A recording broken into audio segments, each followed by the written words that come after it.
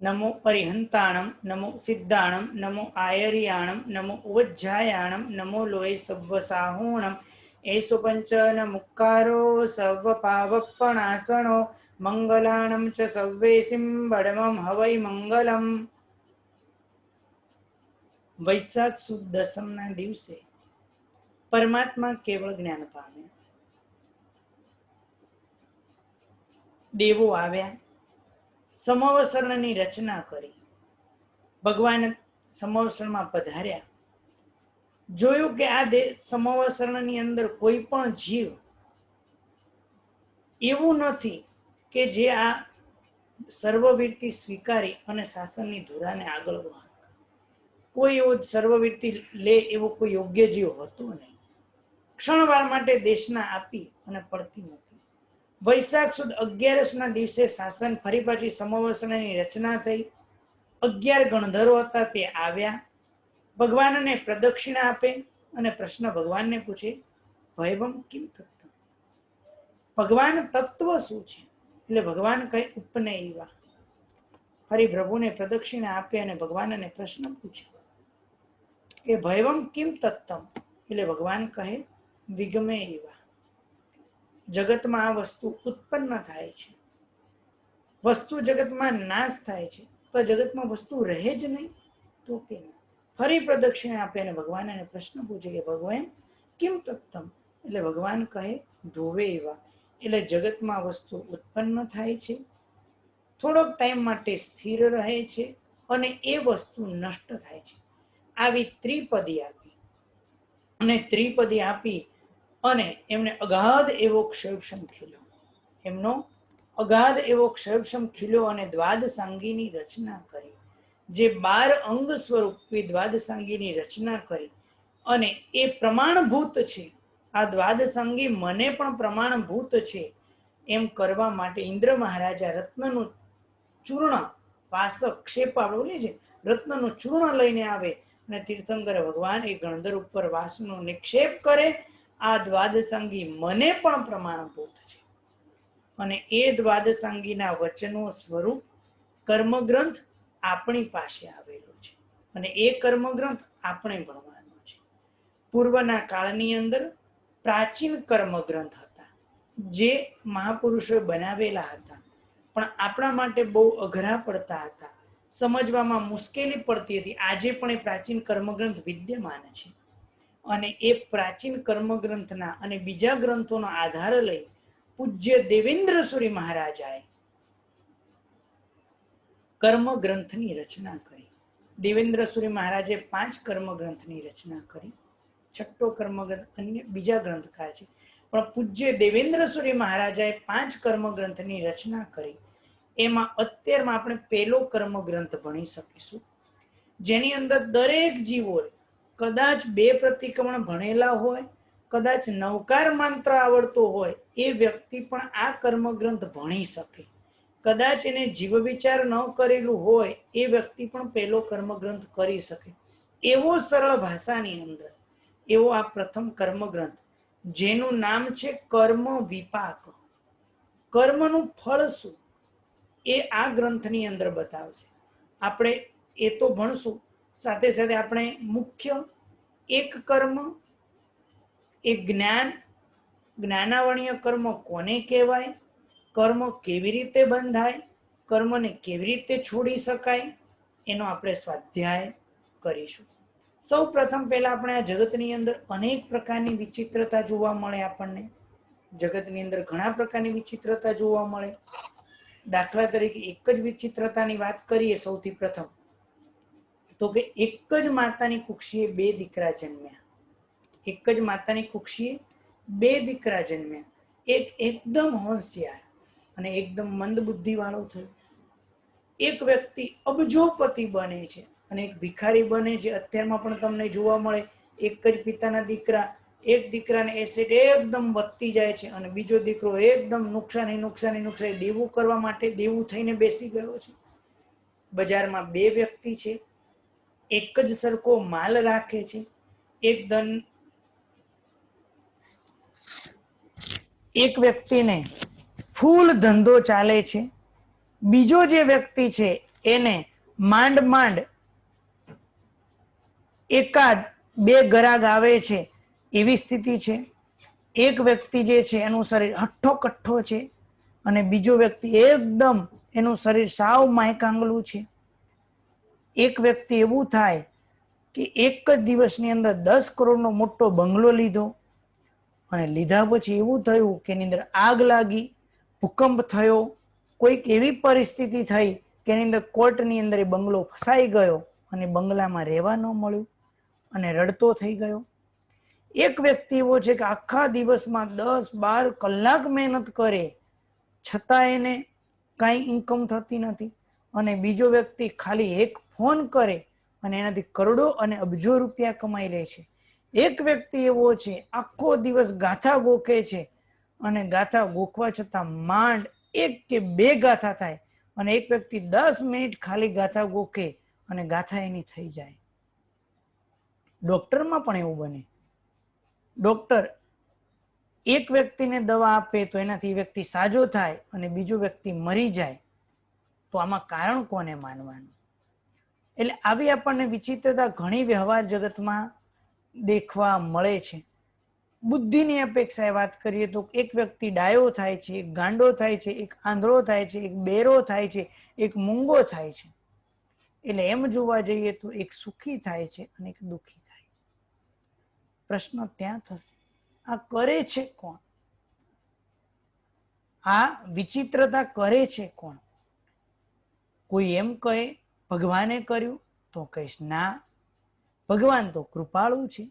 ભગવાન એવું શા માટે કરે કે એકને સુખી બનાવે, એકને દુઃખી બનાવે, એકને રૂપવાન બનાવે, એકને કુરૂપવાન બનાવે? ભગવાન એવું શા માટે કરે કે બિલાડી જે છે ઉંદરડાની પાછળ દોડે, ઓલો સિંહ જે છે એ હરણની પાછળ દોડે અને એને મારવા માટે પ્રયત્ન કરે? શું ભગવાન આવું બનાવે ખરા? તો કે ના, ભગવાન તો કરતા નથી, તો કોઈક વ્યક્તિ તો કરનાર જોઈએ ને. કોઈ પણ કારણ એટલે કે કોઈ પણ કાર્ય થાય છે, જગતમાં વિચિત્રતા દેખાય છે તો એને કોઈક કારણ તો માનવું પડે. દાખલા તરીકે દૂધ હોય તો દૂધમાંથી દહીં બને, દહીંમાંથી માખણ બને અને માખણમાંથી ઘી બને. તો ઘી બન્યું તો એના પાછળ કારણ માખણ હતું. માખણની પાછળ કારણ કોણ હતું?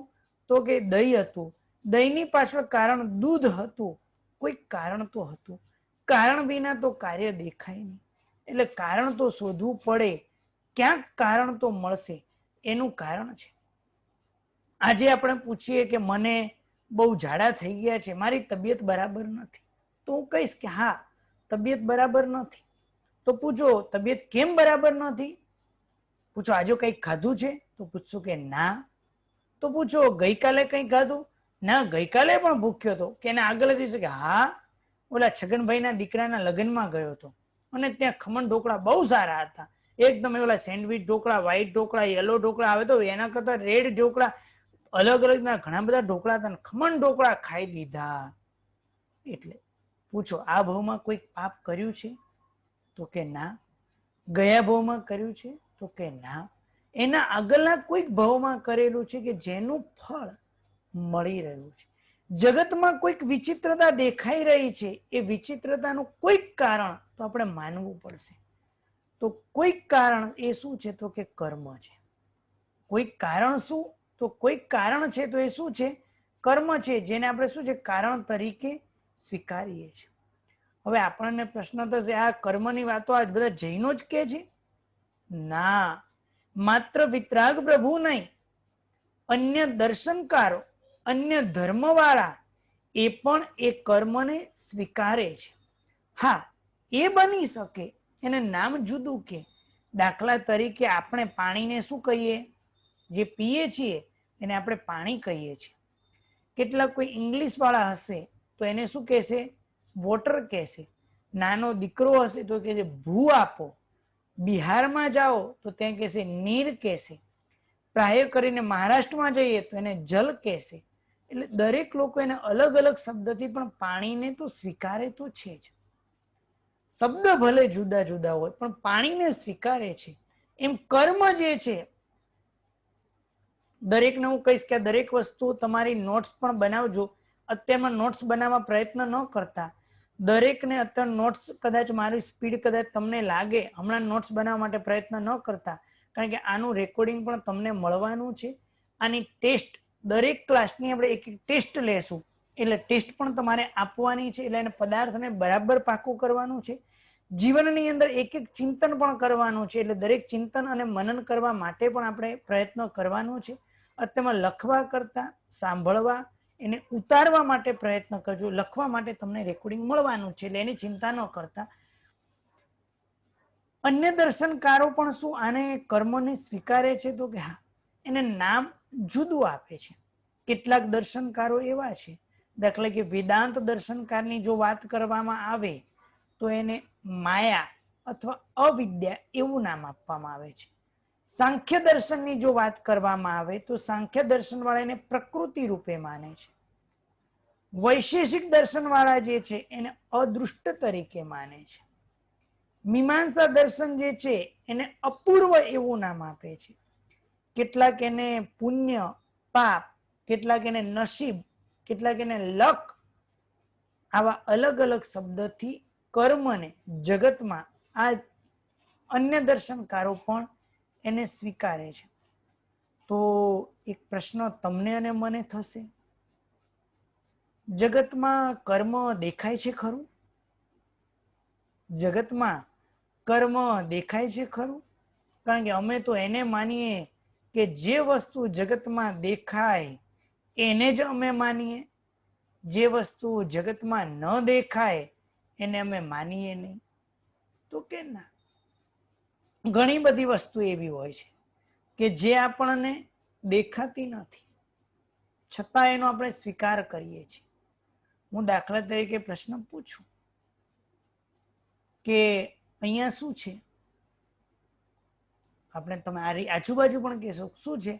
તો કહેશો કાંઈ નહીં. પણ એમ કહું કે આજુબાજુમાં હવા છે? તો તમે કહેશો હા. હવાને આપણને નથી દેખાતી, છતાં સ્વીકાર કરીએ છીએ. તો કે હવા અમને અનુભવાય છે.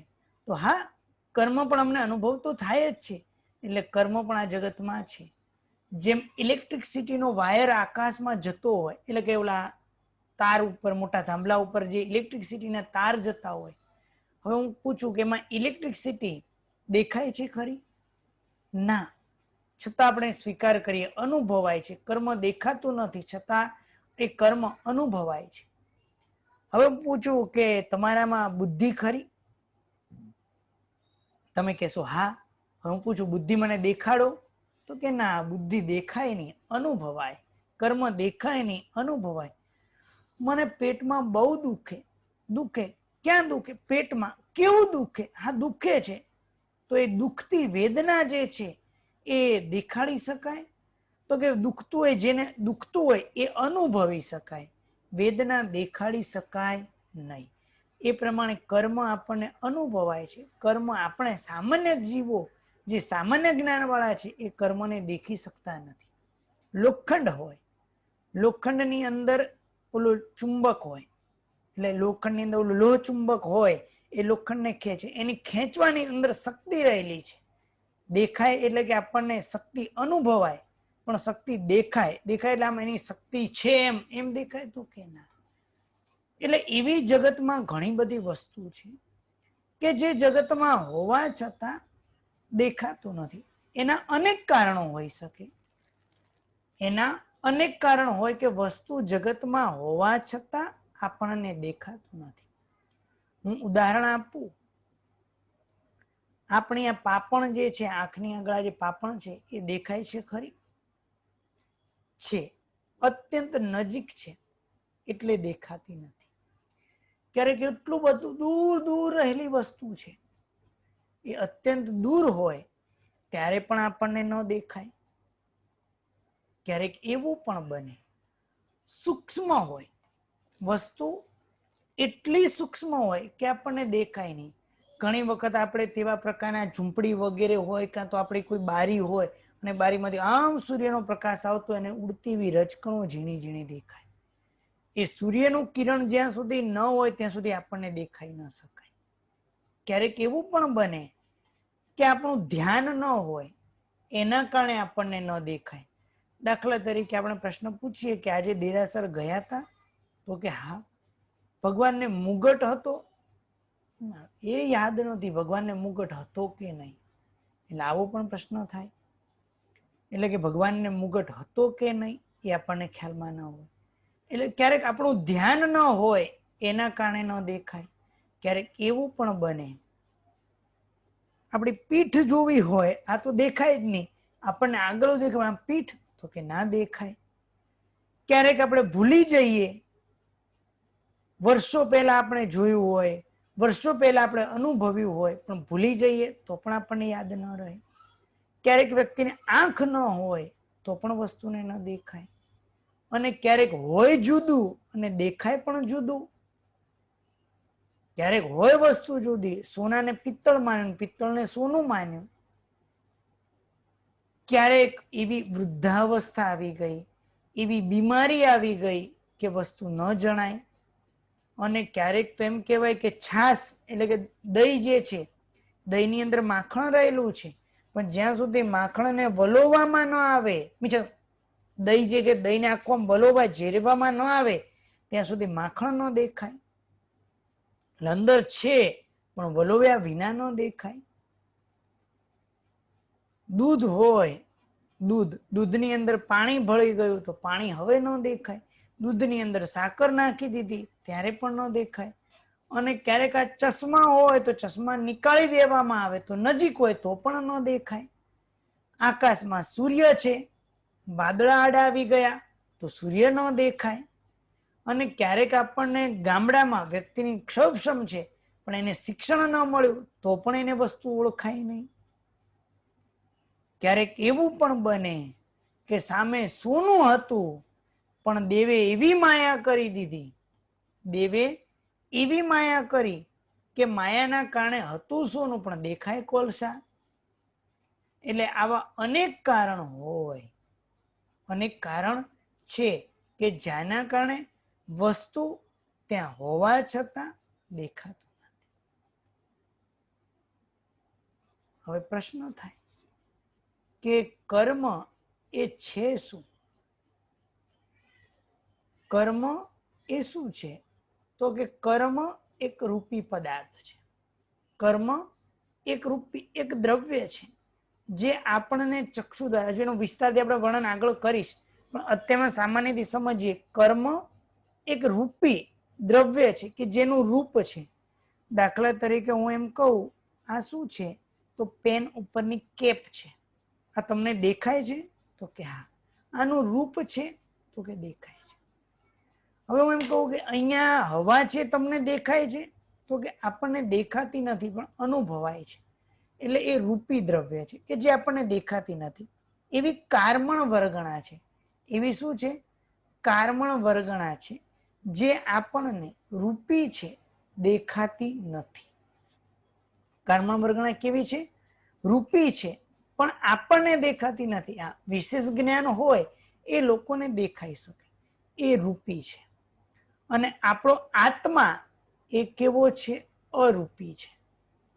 બરાબર સમજો. આપણો આત્મા કેવો છે? અરૂપી છે. આત્મા દ્રવ્ય છે પણ એનું કોઈ રૂપ નથી. કર્મ જે છે એ રૂપી પદાર્થ છે. પદાર્થને બરાબર સમજવા પ્રયત્ન કરજો. બોર્ડ ઉપર લખીને બરાબર સમજીએ.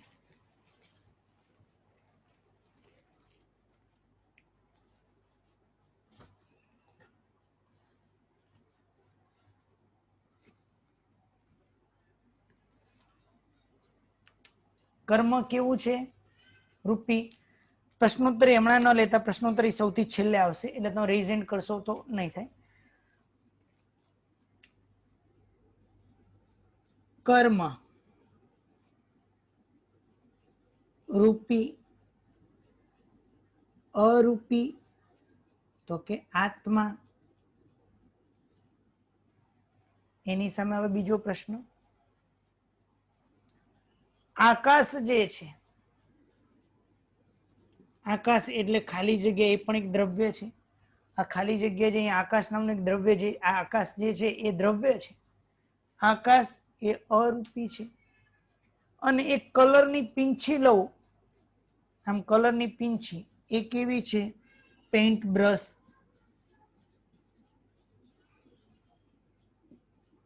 એ રૂપી છે. આ કેવું છે? રૂપી છે. કલરની પીંછી રૂપી છે. આકાશ એ અરૂપી છે. તો કલરની પીંછી લઈ અને આકાશને હું કંઈ કરી શકું છું? તો કે કંઈ કરી શકતો નથી. તો અરૂપી એવા આત્માને કર્મ કંઈ કરી શકે? તો કે હા, અરૂપી એવા આત્માને પણ શું કરે? તો કે અસર કરે. તો કે કેવી રીતે? તો કે હા, એના અનેક કારણ છે. હવે હું એમ પૂછું,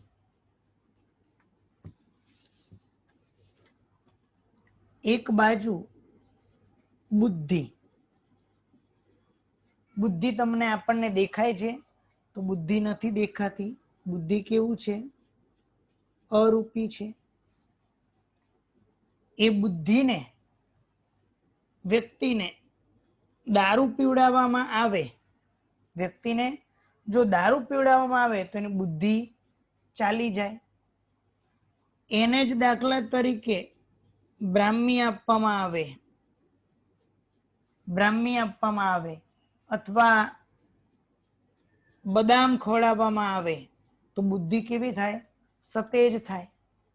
અને જો દારૂ પીવામાં આવે કાં તો વધારે પડતું જો દહીં ખાવામાં આવે તો આપણી બુદ્ધિ કેવી થાય? ઘટી જાય. એટલે બુદ્ધિ કેવી? અરૂપી. દારૂ વગેરે કેવું છે? રૂપી છે. એ એના ઉપર અસર કરે છે. તો રૂપી એવું કર્મ એ અરૂપી એવા આત્માને શું કરે? તો કે અસર કરી શકે. એમાં કોઈ જ વાંધો નથી. હવે પ્રશ્ન એક થયો કે કર્મ એ શું છે? કર્મ એ શું છે?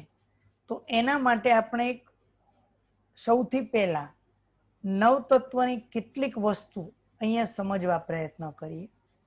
તો કે જગતની અંદર 8 વર્ગણા છે. શું છે? જગતની અંદર 8 પ્રકારની વર્ગણા છે. અને 8 વર્ગણા સમજતા પહેલા આપણે કહીએ પૂતગલ.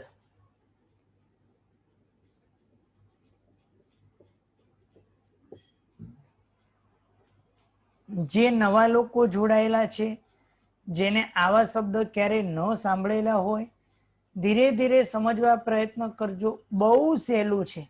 પ્રભુના વચનો જેમ જેમ જાણશું એમ એવો આનંદ આવશે, એવા સુખની અનુભૂતિ થશે, બહુ મજા આવશે. એટલે શબ્દ ક્યાંક અઘરા આવે, કદાચ 1 કલાકના પાઠની અંદર ક્યાંક 10 મિનિટ અઘરા શબ્દ પણ આવે તો એની કોઈ જ ચિંતા કરતા નહીં. 1, 2, 3 વાર સાંભળશું, ધીરે ધીરે નવા નવા પદાર્થો આવશે, બહુ મજા આવશે. પણ અઘરા શબ્દ તો ચિંતા કોઈ જ કરશો નહીં. ઉદ્ગલ કોને કહેવાય? તો જેમાં પૂરણ અને ગલન થાય. પૂરણ અને ગલન થાય તેને કહેવાય પૂતગલ. પૂરણ કોને કહેવાય?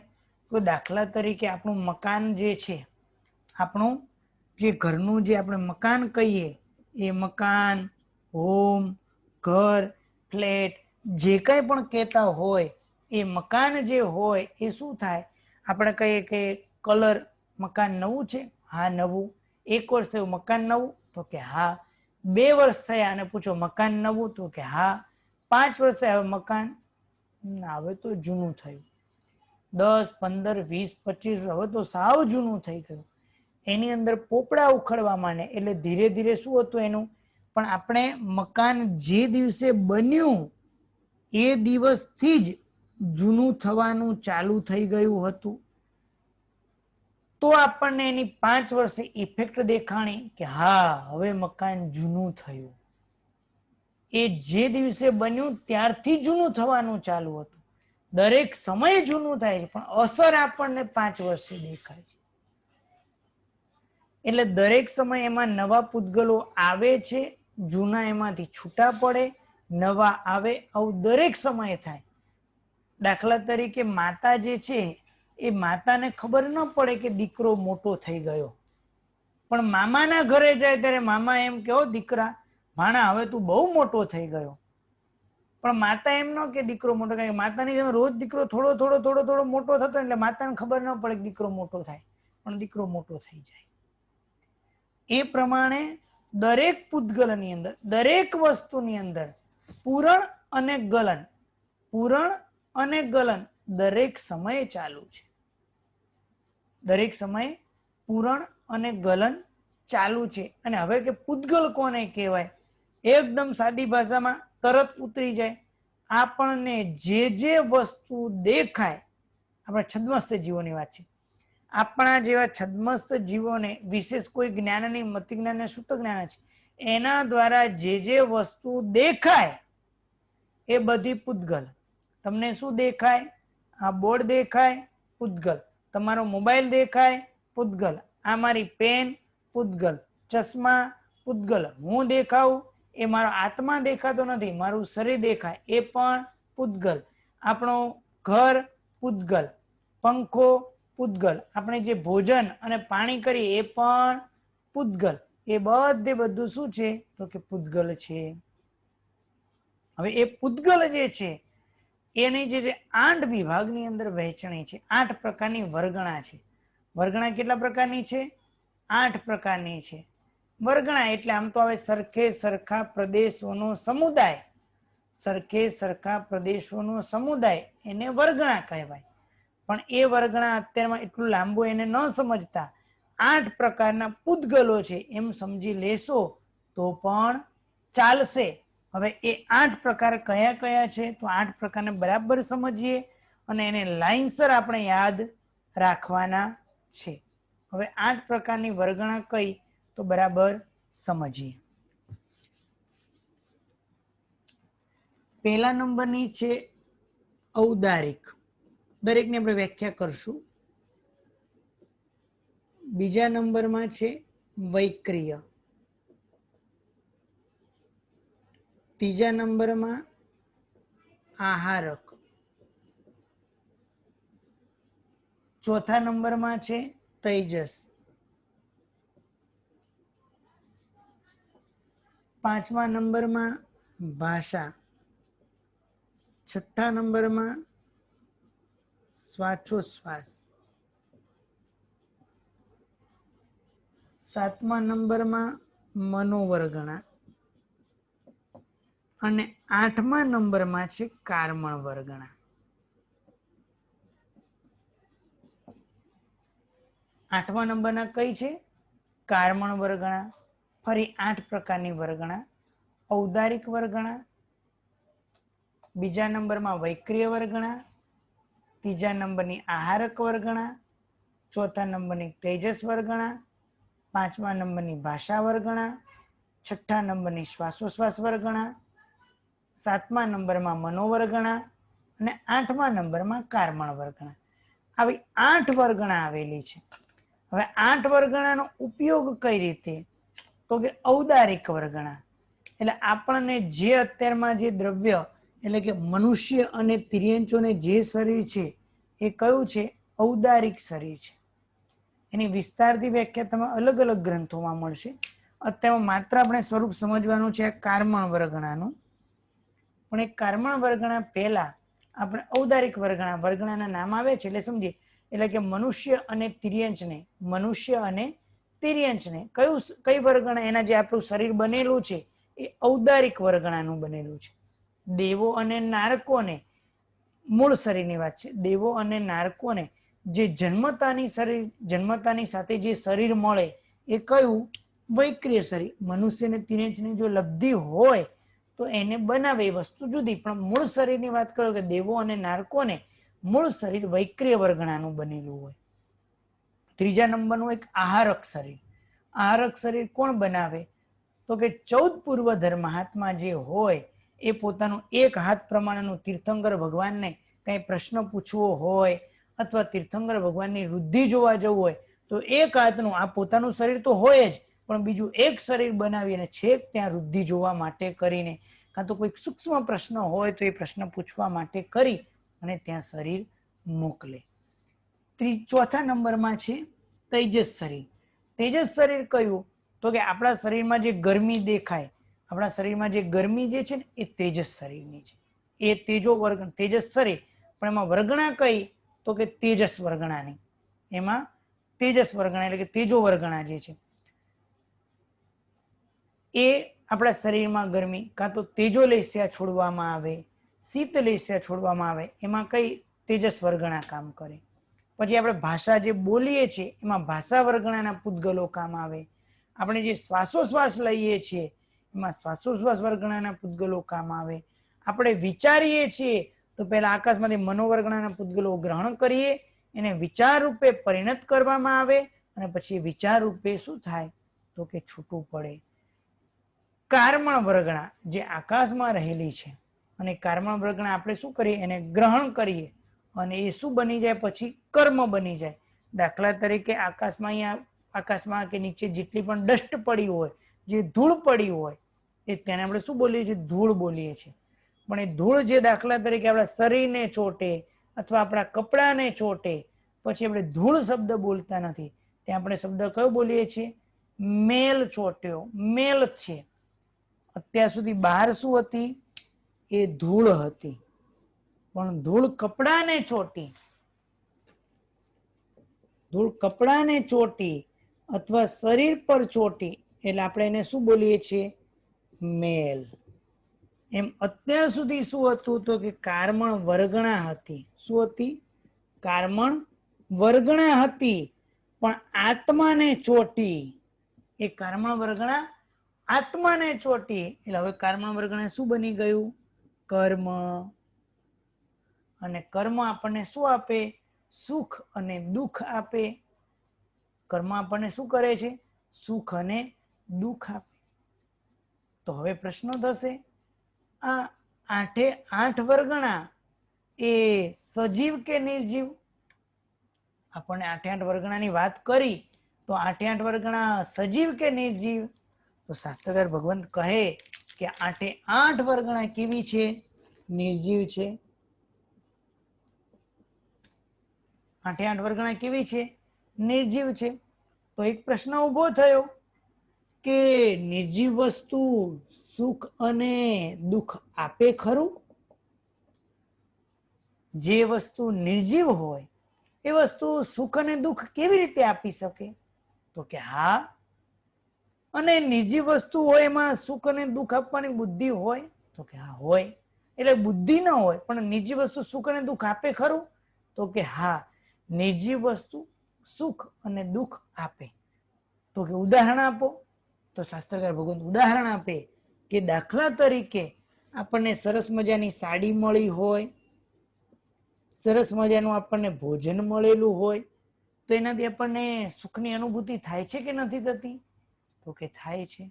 આપણને પગમાં કાંટો વાગે કાં તો આપણને કોઈ વસ્તુ દ્વારા ઉપઘાત પામીએ, કઈ આપણને વાગે તો દુઃખ થાય છે કે નથી થતું? થાય છે. હવે પૂછો કે આ સજીવ છે કે નિર્જીવ છે? તો કે નિર્જીવ છે. અને નિર્જીવ હોવા છતાં આપણને શું આપે છે? સુખ અને દુઃખ આપે છે. એટલે કર્મ જે છે એ પોતે નિર્જીવ હોવા છતાં આપણને શું કરે છે? સુખ અને દુઃખ આપે છે. તો આ પ્રમાણે આપણે વાત થઈ. આજે અત્યારમાં આટલું છે. બીજું હવે કર્મ આત્માને કેમ ચોટે, કયા કારણથી ચોટે, કેવી રીતે ચોટે, એનું વર્ણન આપણે નેક્સ્ટ ક્લાસમાં લેશું. બધા જેટલાના રેઇઝ હેન્ડ છે હું લોઅર હેન્ડ કરી દઉં છું. હવે તમને કાંઈ પણ પ્રશ્ન હોય તો પૂછી શકો છો. આપણા જિજ્ઞાસુ વર્ગ ઘણા બધા છે. પ્રશ્નોત્તરી માટે આપણે 15 મિનિટ રાખેલી છે, એટલે દરેક વ્યક્તિને એક પ્રશ્ન પૂછવા દેશું. ફરી બીજો તમારો પ્રશ્ન હોય તો ફરી રેઇઝ હેન્ડ કરવાનો. બીજું કેટલીક વસ્તુ સૂચના, રેઇઝ હેન્ડ કરવા માટે તમારી રાઈટ સાઈડ ઓપ્શન છે રેઇઝ હેન્ડનો. જો ત્યાં ન મળે, મોરની અંદર રેઇઝ હેન્ડ મળશે અથવા ડાયરેક્ટ રેઇઝ હેન્ડનો ઓપ્શન મળશે. જો ત્યાં ન મળે તો નીચે પાર્ટિસિપેન્ટ્સ છે ત્યાં ક્લિક કરવા દ્વારા તમને રાઈટ સાઈડ મોર અથવા રેઇઝ હેન્ડનો ઓપ્શન મળશે. ત્યાંથી તમે પ્રશ્ન પૂછી શકો છો. પ્રશ્ન પૂછતી વખતે ખાસ ધ્યાનમાં રાખજો, તમારો ડાયરેક્ટ પ્રશ્ન પૂછવાનો, અમારો અવાજ આવે છે ન આવે એવા પ્રશ્ન ન કરવા કરતા ડાયરેક્ટ તમારો પ્રશ્ન. અને જો જ્યારે આપણે પુસ્તક પણ આપણે આવશે અને પુસ્તકના આધારે જ્યારે આપણે ચલાવશું ત્યારે તમારે પુસ્તકનું આ નંબરનું પેજ નંબર આ નંબરની લાઈન, આ પ્રશ્ન આવી રીતે પૂછજો. મને આ સમજણ પડતી નથી એવી રીતે આપણે 1 સેકન્ડ કે 2 સેકન્ડ પણ વધારે ન નીકળતા આ પ્રશ્ન છે એવો ડાયરેક્ટ પૂછી દરેકનો સમય બચે એવો આપણે પ્રયત્ન કરશું. પણ તમારા મનમાં કાંઈ પણ પ્રશ્ન હોય તો વિના સંકોચે પ્રશ્ન પૂછજો. કોઈ એવું ન વિચારતા કે મારો પ્રશ્ન કેવો લાગશે. આપણે જે ચાલ્યું છે એમાંનો પ્રશ્ન તમે દરેક વ્યક્તિ પૂછી શકો છો, કોઈ જ વાંધો નથી. દરેકના લાઇન્સર લેતા જાઉં. દરેકનો ક્રમ મારામાં દેખાય છે. લાઇન્સર લઈશ, એક જણનો ચાલશે, એના પછીના બીજા નંબરે પણ હું એનું માઇક્રોફોન ચાલુ કરવા માટે હું એલર્ટ મૂકી દઈશ, એટલે બીજાએ પોતાનું માઇક્રોફોન ચાલુ કરી દેજો, એટલે આપણો કોઈનો સમય ન બગડે, એટલે ખાસ ધ્યાનમાં રાખજો. સંપત્તિબેન. પ્રણામ સર. સર તમે આ 8 પ્રકારના પૂતગલ પહેલા કીધું 8 પ્રકારના વર્ગન અને પછી કીધું 8 પ્રકારના પૂતગલ બોલો કે 8 પ્રકારની વર્ગણા બોલો, બંને વસ્તુ એક જ છે. અચ્છા, ઓકે સર. પ્રણામ. પ્રીતિબેન. ગુરુજી, આપણે મનોવર્ગણા જે છે એના વિશે જરા મને ફરી સમજાવશો? મનોવર્ગણા જે છે એ આકાશમાં મનોવર્ગણા રહેલી છે. એટલે પહેલા આપણે મનોવર્ગણાને ગ્રહણ કરીએ, પછી એને વિચાર રૂપે ટ્રાન્સફર કરી અને એને આપણે બહાર છોડીએ છીએ. જેમ દાખલા કે બજારમાંથી આપણે ઘઉં લાવીએ, ઘઉંને પછી આપણે શું કરીએ તો કે ઘઉંને ઘરે કે બહાર એને દળી અને પછી રોટલી રૂપે ટ્રાન્સફર થાય છે. એમ આકાશમાંથી મનોવર્ગણા ગ્રહણ કરવામાં આવે, પછી એને વિચાર રૂપે પરિણત થઈ અને છોડવામાં આવે. હા, બીજું જે લોકોને એવું બન્યું હોય કે મને સંભળાણું નથી, એવો કોઈ પ્રશ્ન હોય તો એવો ન કરતા, કેમ કે રેકોર્ડિંગ તમારા માટે અવેલેબલ છે. દેવિકાબેન. પ્રણામ ગુરુજી, હું એમના હસબન્ડ વિરેશભાઈ બોલું છું. થોડું જોરથી બોલજો, કાં તો તમારો ઇયરફોન લગાડે તો ઇયરફોન નીકાળી દેજો. હું એમના હસબન્ડ વિરેશભાઈ બોલું છું. હા બોલો. આપે કર્મનું એવું કહ્યું કે એક રૂપી દ્રવ્ય છે, એટલે એ દ્રવ્ય દેખાતું નથી પણ અનુભવાય છે. હાજી. અને પછી તમે રૂપી અરૂપીનું જે વર્ગીકરણ બોર્ડ ઉપર બતાવ્યું એમાં તમે બુદ્ધિને અરૂપી કહી, પણ આપણે પહેલા તમે સમજાવ્યું કે બુદ્ધિ આપણે અનુભવી શકીએ છીએ. હા, તો બુદ્ધિ તો અનુભવી છે, પણ બુદ્ધિ દેખાય છે ખરી? ના, પણ તો એ આપણે રૂપીમાં તમે એ વ્યાખ્યા તો આપીને કે દ્રવ્ય દેખાતું નથી, અનુભવાય છે. હા, ધેટ ઇઝ કેટલાક દ્રવ્ય એવા પણ હોય કે જે આપણને દેખાય નહીં છતાં એને રૂપી હોય છે. દાખલા તરીકે હવા દેખાતી નથી પણ રૂપી છે. એટલે એક વસ્તુ સમજવાનું. હા, એટલે હજુ એમાં વધારે ક્લિયર કરીએ.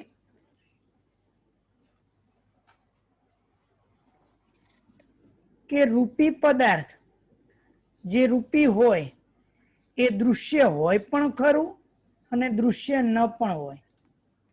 રૂપી દ્રવ્ય જે છે એ આપણને ક્યારેક અનુભવાય પણ ખરું, ન પણ અનુભવાય.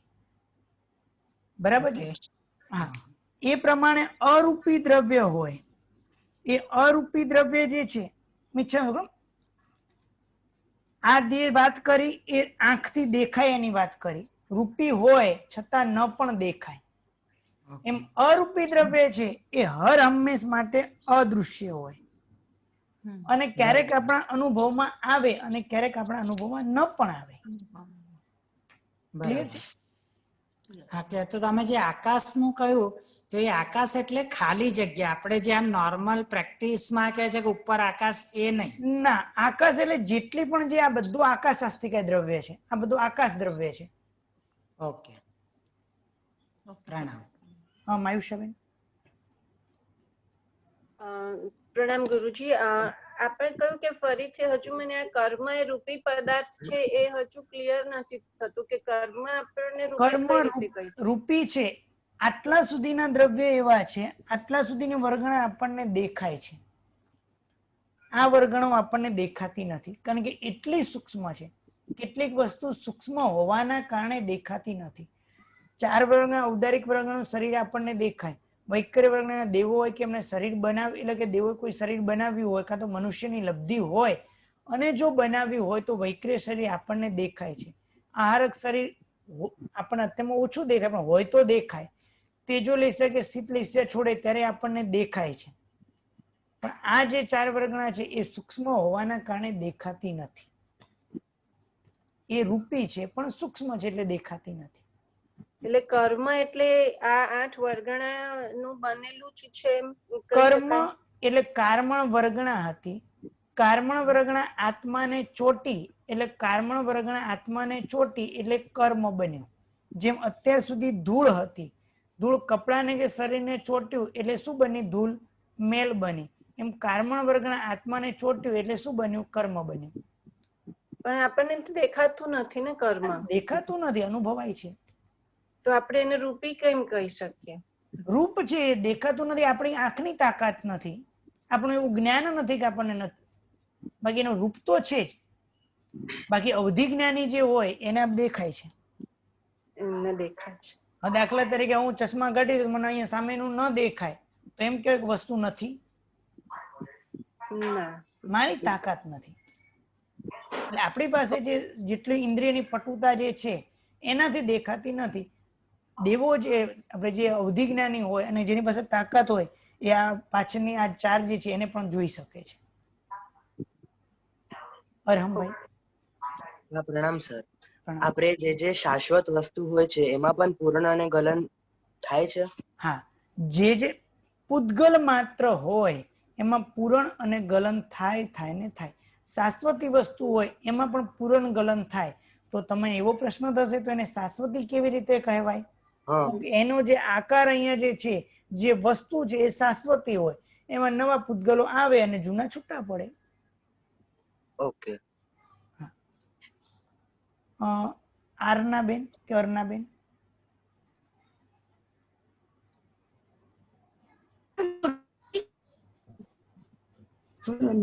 ગુરુજી, આપે દારૂ પછી દહીં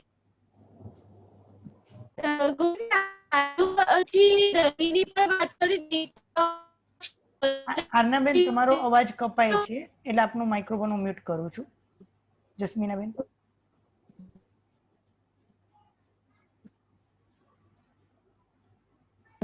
પ્રણામ સર. પ્રણામ. હા, મારો સવાલ એ હતો કે આપણા શ્વાસોશ્વાસ પૂતગલ પૂરા થઈ જાય અને ભાષા વર્ગણાના પૂતગલ બાકી રહે ખરા? ના, એવી કોઈ વિચારણા કરવાની જરૂર નથી. આપણા પૂતગલો રહી જાય એવી કોઈ આપણે વિચારણા કરવાની જરૂર નથી. આ વિચારણા કરવાનું પ્રયોજન શું ઊભું થયું?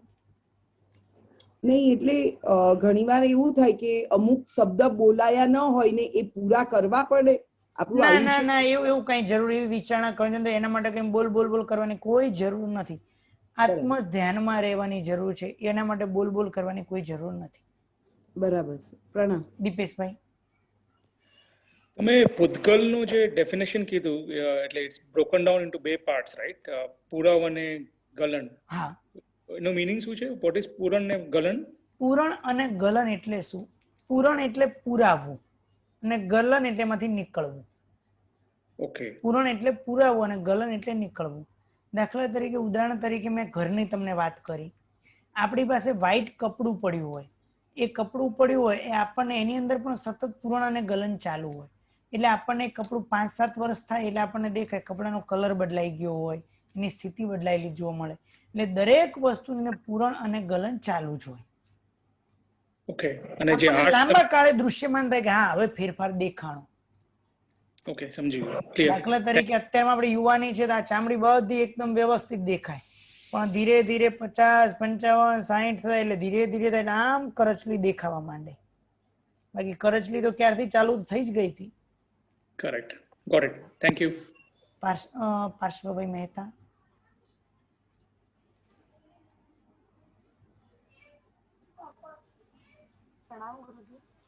प्रणाम. प्रश्न पूछना है, जोर थी पूछजो એટલે મને સંભળાય. हिंदी में चाहिए कर्म ग्रंथ की बुक तो मुझे मिलेगी नहीं. મને કઈ સંભળાતું નથી તમારું. ઇયરફોન લગાડેલો હોય તો ઇયરફોન ની પિન મોબાઈલ માંથી નીકાળી દેજો. हिंदी में જોવે છે તો મળશે બુક કર્મ ગ્રંથની? અત્યારમાં માત્ર આપના ક્લાસ સંબંધી પ્રશ્ન બુકના એના એપ્લિકેશનના કે કોઈ જ પ્રશ્ન હમણાં નહીં, માત્ર ક્લાસ સંબંધી પ્રશ્ન. ઓકે. મહાવીરભાઈ.